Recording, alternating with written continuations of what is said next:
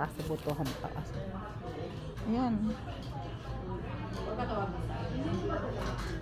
After boto. After bumoto. Ito. Punta tayo para follow-up check-up. Para malaman natin ang resulta ng ating x-ray at ng CBC. Kung saan nang kagaling yung ating ubo na pabalik-balik. So ito na, normal naman yung aking x-ray. CBC, hindi ko alam ba yan? Hindi ko alam kasi basahin na CBC. So yun, malalaman natin ngayon. Sana okay na ako para makatrabaho na tayo. Thanks God.